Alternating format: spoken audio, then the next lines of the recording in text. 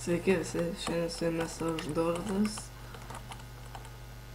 Pravesiu pamoką, kaip prasišokinėti laju, taip reikia sakyti.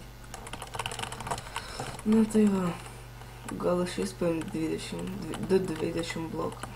Tai va, būnam va čia, va kažkur žiūrint iškart šokinėti. Bėgam save negi čia, spaudžiam D, užsisakam ir lėtai spaudinėjam AD. CTRL reikia spausti, kaip jum patogiau, arba ant galo, arba laikant. Aš šokinėjau shift laikant. Dabar man nieko nesigauna, nes mažai fokusa. Ir svarbiausia, įsibėgėjimas ir R-time. R-time tai, jeigu šis nušok, toj parodys. Nu, neišėjim, tai R-time yra prie speedo skliaustasi tokie skaičiukai maži.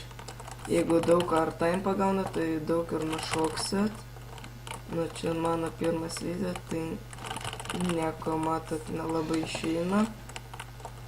Tai va tokia va trumpuoti pamoka.